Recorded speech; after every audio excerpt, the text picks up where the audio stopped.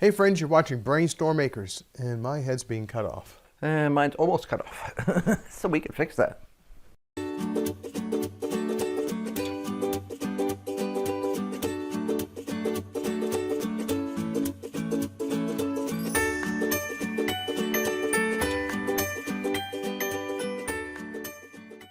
Good morning, Irene. Good morning. We survived the wind. We did. Hey friends, you're watching BrainStormAcres. I'm Henry. And I'm Irene. Today we're going to talk about two things. One is, how do you get enough soil in a raised bed, garden bed, if you don't have native topsoil?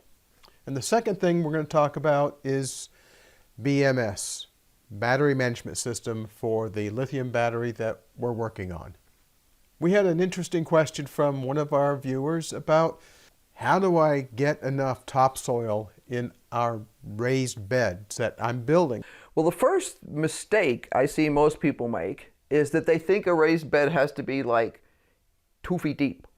Yeah, so they'll think about putting 2 feet of topsoil in a bed. Now, we watched one person on YouTube fill up a 55-gallon drum full of topsoil from the bottom to the top because that was how they were going to plant.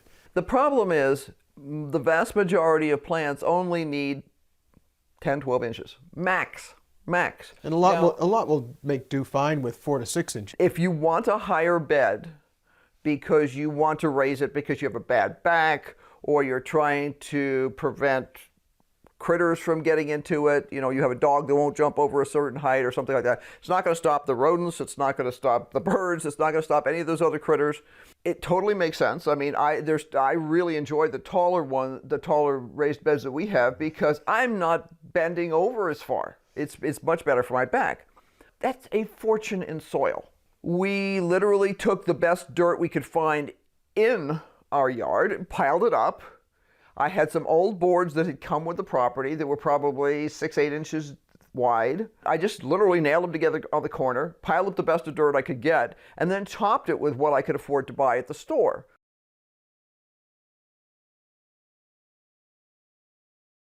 I did what I call lasagna gardening. And today people will talk about doing that when they're using like cardboard and stuff. And I didn't really use cardboard much, but we did have a few leaves in the area. So the bamboo things made leaves. Some of our neighbors had trees with leaves. We had a plum tree in the backyard with leaves. So I would collect all the leaves. And all the grass clippings. And I would layer them. Grass clippings, leaves, grass clippings, leaves, grass clippings, leaves. And then I would put whatever I could buy at the big box store on top for the first 4 to 6 inches, and then I would water, and I had strawberries. I had strawberries and strawberries and strawberries, and then I had tomatoes and other plants. When we moved here, I did essentially the same thing, except there was no grass and there was no leaves. Well, there were juniper leaves and desert holly leaves, and the problem with juniper leaves is that junipers and pines and a bunch of other plants, tree plants, have chemically it's called a monoterpene in it. And the problem with that is that inhibits seed growth and germination very significantly. Right. Some plants are worse. Like I think the worst one out there is probably black walnut. I mean, that just kills everything underneath it, and it eliminates the competition for resources. Here, I just piled up the best dirt I could find, and then I bought stuff at the store. Someplace else that had a wetter climate that naturally gets a lot of rain, or at least a decent quantity of rain, I would probably take my wood chipper and run any tree branches through it that I had and stick them in the bottom and then put the dirt on top. We're going to build another bed like the other two we have here that are using old straw. Yeah, so it's straw that's partially composted or not even really starting to compost at all. We put it in, and over the course of a growing season, we water the bed enough that it does compost down, and it composts very substantially. Yeah, you lose about a foot worth of height. Now, in our climate, because we are so hot, and this is true in any climate that is hot, the natural aerobic processes of having your bacteria and stuff in there will cause the organics in your soil to go away over the course of the summertime or whatever your growing season is, and you will lose height. So people will sit there and say, I don't know what's going on with my flower pot. I put that dirt right up to the top and now it's 3 inches down. Well, that's what happens. The soil literally gets used up. The small pieces of organic material, if you were to look at it closely, that are like an old leaf or an old piece of bark or something that came as the potting soil, will naturally break down to nothing and be used up by any plants that you have in there. And worms and other microbes. That's, Right. if you think about it, worms live on something and they don't live on sand. Right. They don't live on rock dust. Right. They live on organic matter that's in your soil. Yeah, Right. they will ingest rock dust and things like that, and that will help to break it down, but they really exist based on all that organic that they can pass through their bodies. Right. And then the worm castings, of course, make great fertilizer. We have a little bit different view of how you fill up the space. If you're building a bed that's going to be 18 inches deep because you think that a carrot needs to have 18 inches of depth, I think both of us are in our agreement that Grow shorter carrots. yeah, there are varieties of carrots that look like a candle that are maybe 4 to 6 inches long. That are wonderful. We're growing some right now. They're great. They taste sweet. They have great carrot flavor. They hold. You can get the ones that are actually designed to store, just like the ones that look like Bugs Bunny carrots. If you go to any quality seed company like Johnny's or something like that, they will have a chart that shows all the different, and I mean, there's different shapes and sizes and lengths and everything else. Different, I mean, some carrots are done in like 45 or 50 days, others take 75. Read your stuff, decide what you're working with. Build a bed that will accommodate that specific vegetable. For example, green beans and the varieties of green beans that we grow, 4 to 6 inches of soil is more than enough, but you may have to make sure. Peas are the same way. You have to make sure you have enough water. If you live where we live, probably 95% or more of the trees that are in our area are juniper cedars. And that's a problem. They don't rot. They don't. They don't rot. We have juniper trees that have been on the ground now for better than 50 years. Right. And I cut it up for firewood because it's still solid. The stuff that's actually physically in contact with the ground will a lot of times have termites or ants in it. But the stuff that's been sticking up in the air is still perfectly good. It's not as good as the fresh stuff is, but it's quite serviceable. And we've been clearing old sections partially for fire prevention reasons. We don't want this junk that they had knocked over sitting here. It's just asking for trouble. Nothing lives in it. Once in a while, something will, the rats will make a big pile. Wood rats will make. And I don't really want to encourage wood rats. But it really doesn't make good wood for the base of hugelkultur. Because it's not going to rot. Well, it rots very slowly. Yeah. The trick is, for hugelkultur to really work, you need to have those logs that are in the bottom of the bed stay wet. And kind of the common theme that you're going to hear from both of us is water is very precious. And the more water you need to have in the bottom of that bed to encourage decay of that wood, the worse it's going to be. Now, there are species of wood that you can use in the bottom of a hugelkultur bed here. Hugelkultur is large logs. Maybe they're not all that large, maybe 6 to 10 inches in diameter in the bottom. And branches and stuff With too. branches and perhaps chipped wood. And then you'll want compost and manure and other nitrogen-rich sources of things to feed both the bed above and the bed below that layer of manure.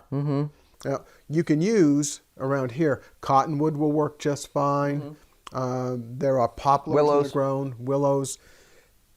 Not on our part of Arizona. Our part of Arizona is dominated by juniper cedar. And the only other thing we have here is we have we have the desert holly, which has more terpenes in it. it's a really pithy. I mean, it's awesome firewood. I love to use it to start a stove. Has a lot of oil in it. Yeah, it's good for dyeing. You can actually color things yellow with it. It'll color your hands yellow if you're cutting it fresh.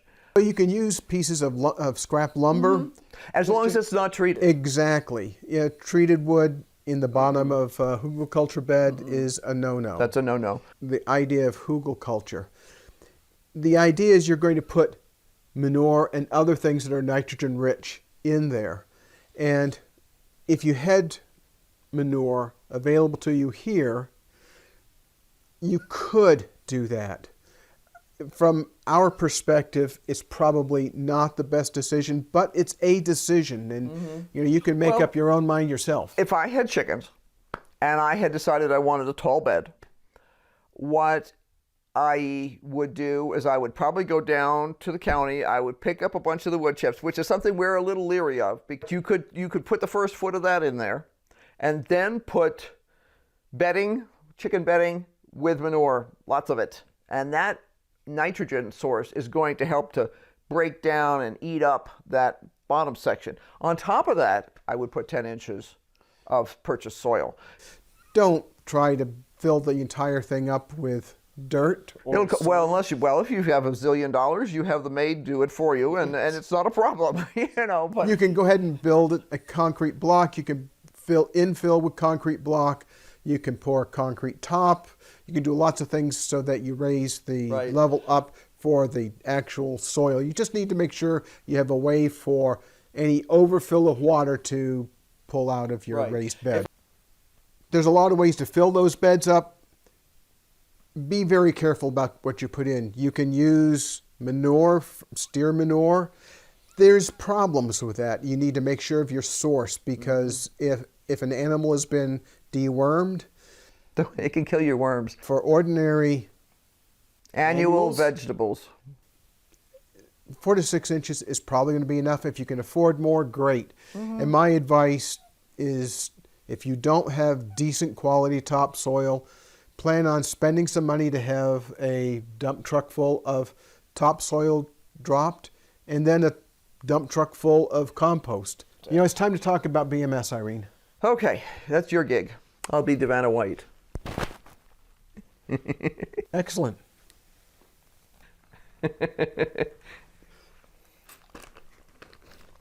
Except she didn't have anything this heavy to hold. It's not that heavy. In one hand doing this, it's annoying. Now, annoying, I believe. This is a lithium iron phosphate cell, which is a special kind of lithium battery.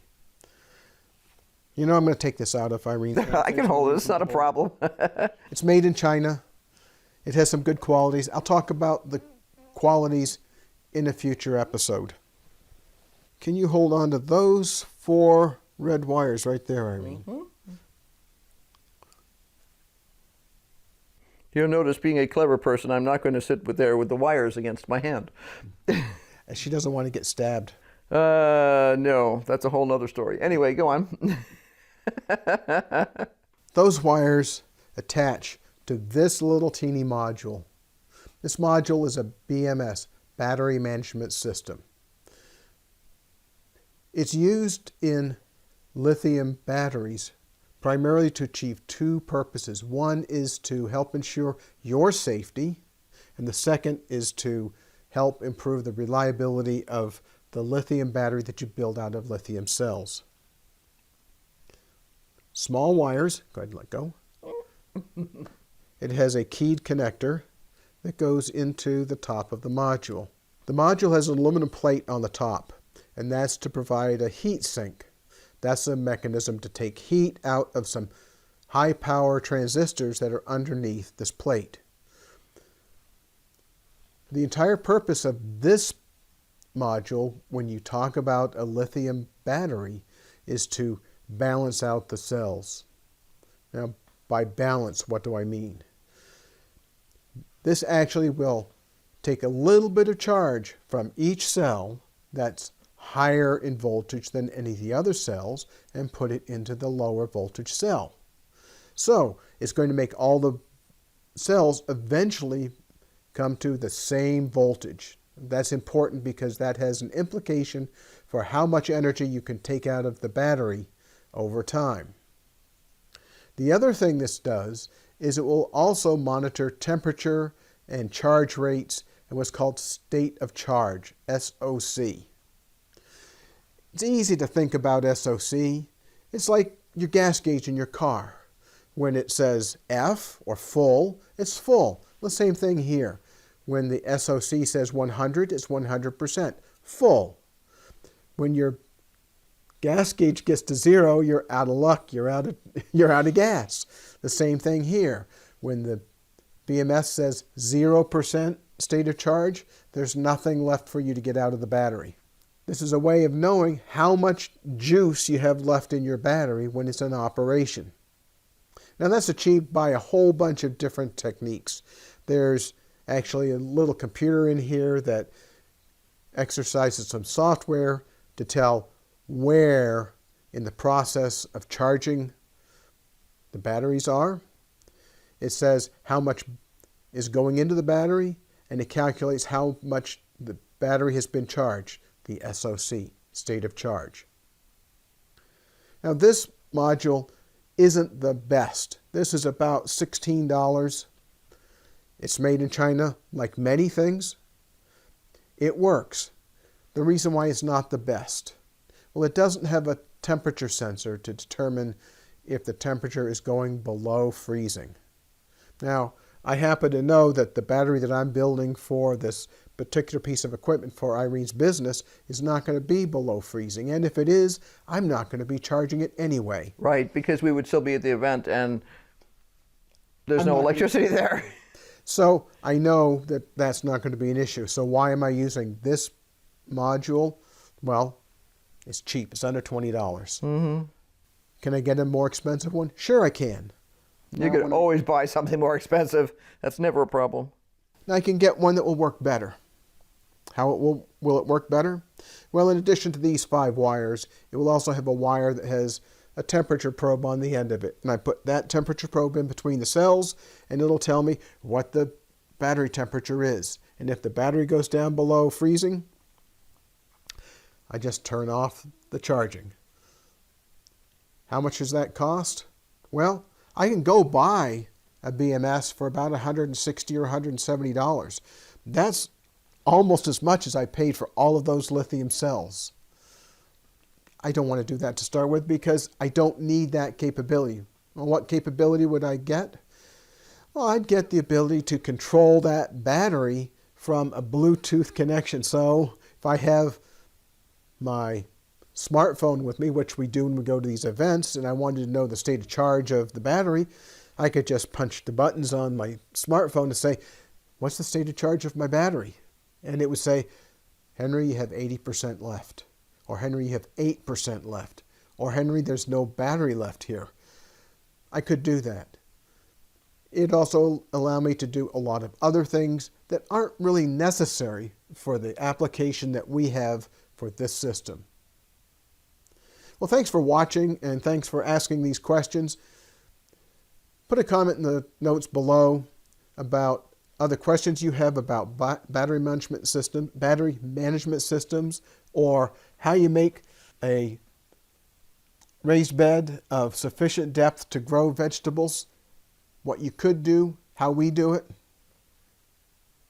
We're always open to your questions. You want to say goodbye to everybody?